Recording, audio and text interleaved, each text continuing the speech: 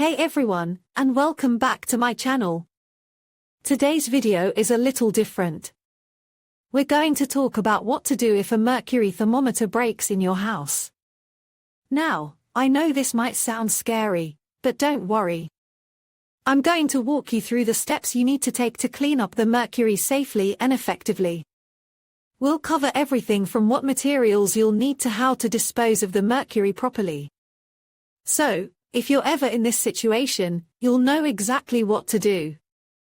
Let's get started. First things first, take a deep breath and don't panic. Breaking a mercury thermometer can be stressful, but with the right steps, you can handle the situation safely and effectively. Here's what you'll need: disposable gloves, a sturdy dustpan and brush, a thick plastic bag, like a freezer bag, a piece of cardboard or stiff paper, wet paper towels or wipes, a flashlight, duct tape, a disposable container with a lid, like an empty yogurt container, a mask, optional, but recommended if you have respiratory issues. Now, let's get to work. Clear the area. Ask everyone, especially children and pets, to leave the room. Open windows to ventilate the space. Put on your gloves and mask. This will protect you from coming into direct contact with the mercury. Gather your tools. Place the dustpan and brush, plastic bag, cardboard, wet paper towels, flashlight, duct tape, and disposable container nearby. Locate the mercury. Use the flashlight to help you see the tiny silver beads. They may have scattered across the floor or rolled under furniture. Collect the mercury. Carefully scoop up the beads with the cardboard, using the brush to help guide them into the dustpan. Avoid using a vacuum cleaner, as this can spread the mercury further. Transfer the mercury to the plastic bag. Seal the bag tightly and label it clearly as hazardous waste, mercury. Wipe up any remaining mercury. Use the wet paper towels to clean the area where the thermometer broke. Dispose of the paper towels in the sealed plastic bag. Seal the room. Use duct tape to seal any gaps around doors and windows to prevent the mercury vapor from escaping. Contact your local waste management authority. They will advise you on how to properly dispose of the mercury-contaminated materials.